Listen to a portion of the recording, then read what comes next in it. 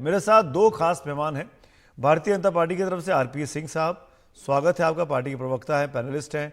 और साथ में कांग्रेस के नेता प्रवक्ता रोहन गुप्ता हमारे साथ हैं, आपका भी स्वागत है।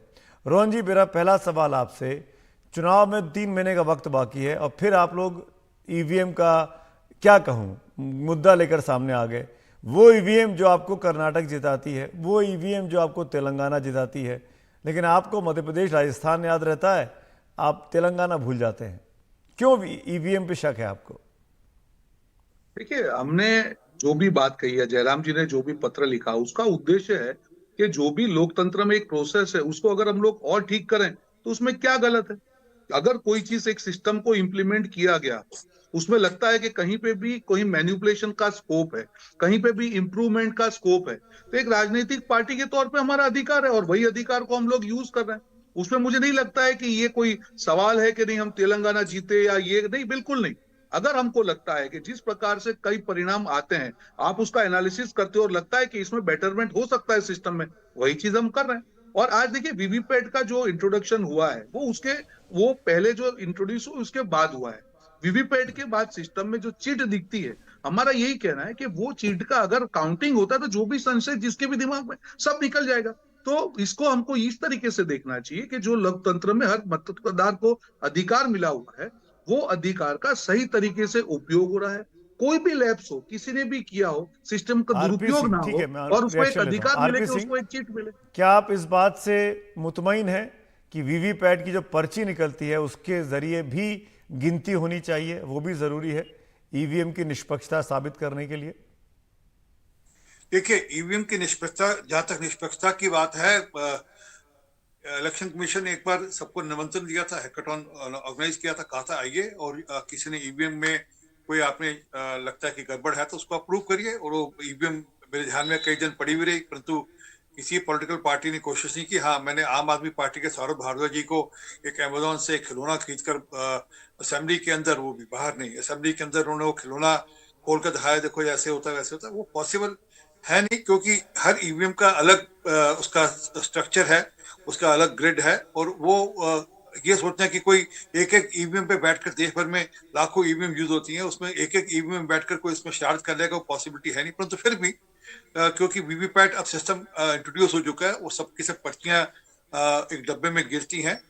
उसमें से मुझे लगता है कि किसी एक, मतलब जैसे अगर दिल्ली जैसा शहर है तो आप उसमें कहीं कुछ कुछ असेंबली सेगमेंट में कुछ कुछ सेगमेंट पे आप उसकी गिनती करा सकते हैं, सिर्फ वेरीफाई करने के लिए। तो ये कहना कि सारी की सारी आप वीवीपैट के माध्यम से करेंगे तो वो तो फिर वापस से वही जो प्रोसेस है, बैलेट पेपर वाला वही प्रोसेस वापस शुरू हो जाएगा। तो उसमें फिर ईवीएम की क्या जरूरत है अगर आपने वीवीपैट ही से सिस्टम चलाना है तो। हाँ, एट रैंडम कभी लगता है कोई चीज है वह कर सकते हैं, कहीं कुछ रैंडम वो अलाउड भी है कि एट रैंडम कुछ कुछ चीजें कुछ कुछ जगहों पे वीवीपैट पर वेरीफाई भी हो सकते आरपी सिंह जी, अगर अगर वीवीपैट की पर्ची जो मैंने देखी वोट डालने के बाद, और मैंने अगर उस पर हस्ताक्षर कर दिए कि हाँ यही मैंने वोट डाला था, तो वो एंडोर्समेंट हो जाता है कि आपने जो वोट डाला वो उसी पार्टी को गया। अगर उस जी। पर्चियों की गिनती हो जाए, भले ही उसमें 1 दिन लगे 2 दिन लगे, पहले भी चुनावी प्रक्रिया लंबी चलती थी, हम सबको याद है, 3-4 दिन तक काउंटिंग होती थी। आपको लगता नहीं कि उससे ज्यादा विश्वसनीयता आएगी चुनावी प्रक्रिया में? जब वीवीपैट की पर्ची अगर वोट डालने जाए तो वीवीपैट की पर्ची आपके सामने निकलती है और आपके सामने ही वो डब्बे में जाती है। वो आपको उसमें निशान आता है, दिखता है, हमको भी दिखता है कि वो किस सिंबल पे गया है। और डब्बा जो वहां पर इलेक्शन एजेंट आए होते हैं उनके सामने ही सील होता है, वो ये नहीं कि अलग से सील होता है।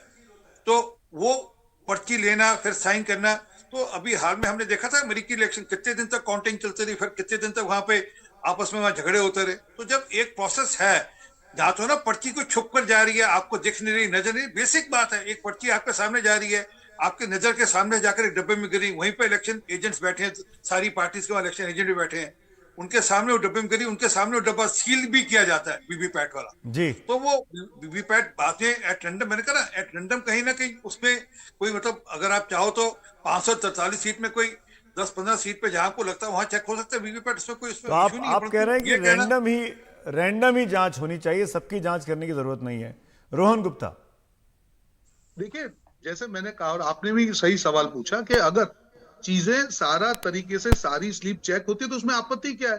पहले बैलेट बॉक्स का सिस्टम इसलिए नहीं है क्योंकि बैलेट बॉक्स आता हूं। में उसकी स्टेशनरी करना, उसका सिंबल करना, ये सारी चीजों में टाइम लगता है। ईवीएम के सिस्टम है, उसको हम हटाने का तो बोल नहीं रहे। ईवीएम से आपका जो लॉजिस्टिक्स है वो मिनिमाइज हो गया। ईवीएम से जो चिट्ठी आती है, जिससे आपने अभी कहा आरपी सिंह जी ने कि वो तो सबको दिखती है, वो चिट्ठी सिर्फ जो वोटर है उसी को दिखेगी, बाकी सबको तो दिखेगी नहीं।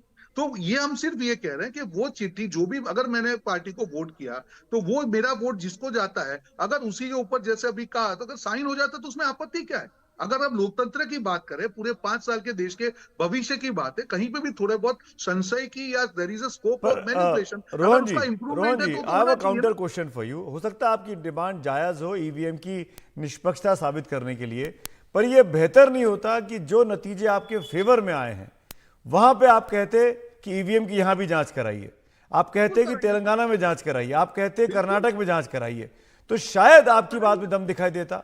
सुमित जी, हम लोग प्रोसेस की बात कर रहे हैं, हमने जांच की जब हम बात कर रहे हैं तब प्रोसेस इंप्रूवमेंट की बात कर रहे हैं। ऐसा नहीं है कि कांग्रेस के जो राज्य हैं जहां पे कांग्रेस की सरकार है वहां पे इंप्लीमेंट नहीं होगा, ये इंप्रूवमेंट की हम बात कर रहे हैं सुमित जी। नहीं, पर हर अभी जगह अगर आप पे जहां सवाल पे भी, खड़े करते हैं ना, मन में आता है कि आप खिसियानी बिल्ली खंबा नोचे, क्या नहीं आपकी बिल्कुल चुनाव नहीं, की तैयारी नहीं है इसीलिए आप सुमित जी, ईवीएम का बिल्कुल मुद्दा नहीं। उठा रहे हैं।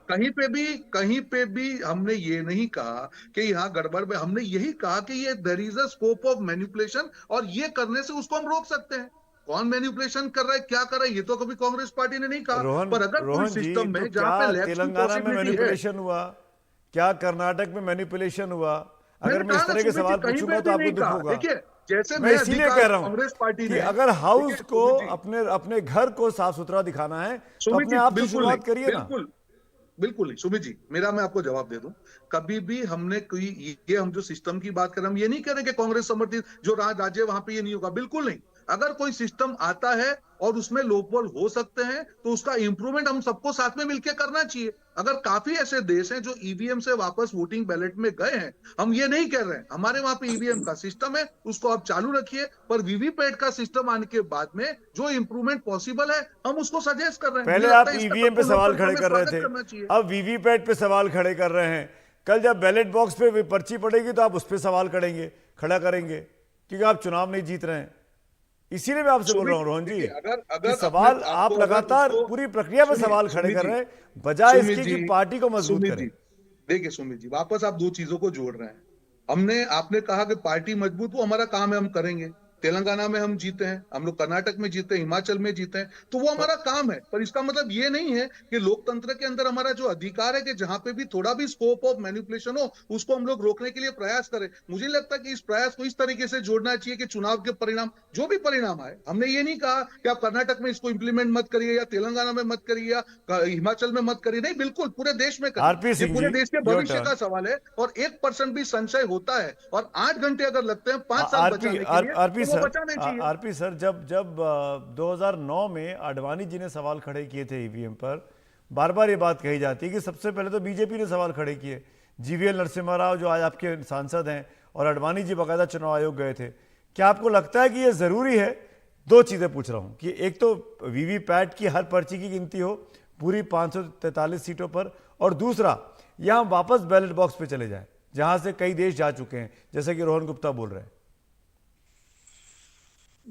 देखिए, असल में क्या है कि मैं अब तक तो मैं आपको टेक्निकल बात करता हूँ, राजनीतिक बात करता हूँ। असल में क्या है कि 2024 की हार साफ दिख रही है। अब वो पहले से ये ग्राउंड खड़ा करके रखो, एक समाज में, एक कोर्ट कचहरी में, एक जो लोग लीड करते हैं उन पे एक मेंटल दबाव बनाकर रखो, और जनता में भी एक सिंपैथी सी रखो कि नहीं देखो, हम तो चुनाव हारे परंतु शरारत तो ईवीएम में हुई। अगर वो वीवीपैट को गिनती कर लेते तो हम जीत रहे थे। आज भी मैं, चेक कर लीजिए, आज भी वीवीपैट की कहीं हो तो गिनती होती है, ऐसा नहीं कि वीवीपैट की गिनती नहीं होती। परंतु और वीवीपैट की जो पर्ची आप कह रहे हो साइन होकर, वो पर्ची मेरे सामने साइन हुए मेरे सामने जा रही है, किसी और के सामने जा रही, वो सिंबल उसमें वो भाजपा का है या नहीं है, तो वो दिखता है मेरे को कि मैंने भाजपा पे मोहर लगाई, भाजपा के जा रहा उसमें झाड़ू या कांग्रेस के मोहर का नहीं जा रहा, मैं दिल्ली के संदर्भ में बता रहा हूँ। तो इसलिए उस पर शक होने का कोई कारण नहीं है। हाँ, मैं ये बात मानने को तैयार हूं कि आप ये कह सकते हैं कि वीवीपैट का जो सर्वे जो गिनती है वो रैंडम कहीं ना कहीं, आप दिल्ली भर में, मैं दिल्ली के उदाहरण से, दिल्ली का रहने वाला हूँ, दिल्ली में अगर 70 विधानसभा है तो उसमें से कोई 2 विधानसभा में आप चेक कर लें, उससे चेक हो जाएगा कि सबके सब ठीक है नहीं है। हर राज्य के अंदर 2-2 3-3 जगह आरपी सिंह जी, आरपी सिंह जी, बीते 2 दिनों में कुछ वीडियोस वायरल हुए हैं, कुछ नेताओं ने किए हैं, कुछ आपके विरोधियों ने किए हैं, जहां पे ये साबित करने की कोशिश की गई कि वीवीपैट की मशीन में भी छेड़छाड़ हो सकती है।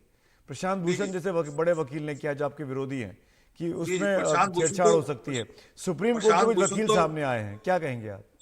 प्रशांत भूषण तो किसी के साथ भी किसी भी चीज में छेड़छाड़ करा सकते हैं, उसमें छोड़ दीजिए। परंतु जो हाँ वो उन्होंने, उनकी आदत है, कोई उसमें कोई बुराई नहीं है, अधिकार है उनको।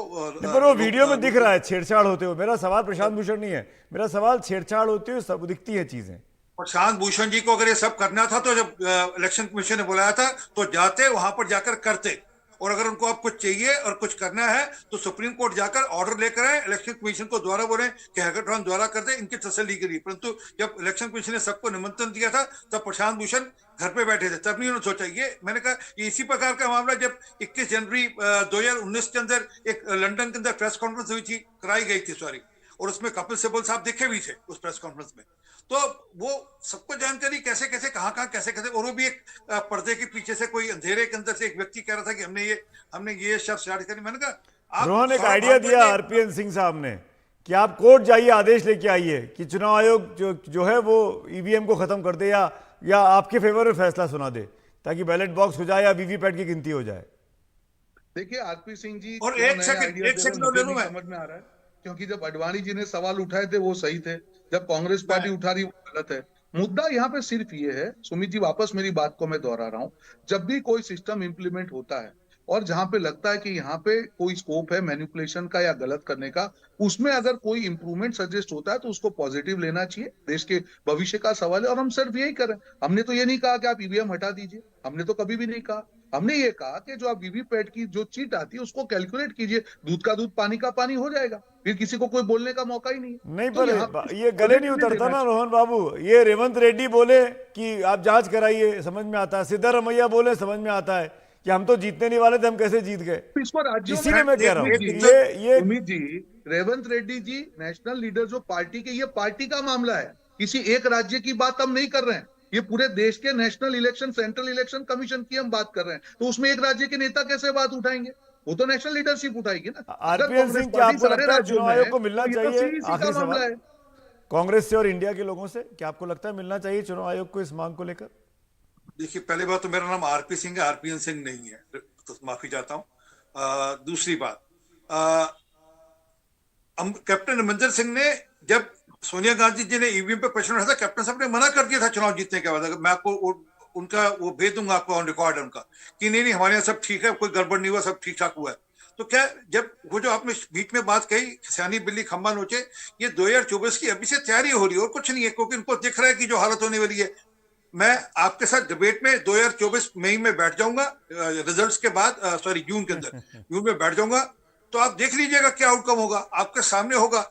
सर मैं वापस निवेदन कर रहा हूं, अगर आपके पास कोई एक एविडेंस है, आप कृपा कर क्योंकि आगे भी कोशिश कर ली, इलेक्शन कमीशन ने अपनी पारदर्शिता दिखा भी दिया। मैं माफी के साथ, मेरे पास वक्त की कमी, आप दोनों ने अपनी बातें कही और दर्शक को भी समझ में आ गया कि आप दोनों क्या दरअसल कहना चाहते हैं। गेंद चुनाव आयोग के पाले में। आप दोनों का बहुत बहुत शुक्रिया। चुनाव आयोग क्या इंडिया ब्लॉक की इस मांग पर विचार करेगा कि वो मिलेगा, और वीवीपैट के बारे में क्या फैसला होगा उस पर एनडीटीवी की नजर लगातार रहेगी।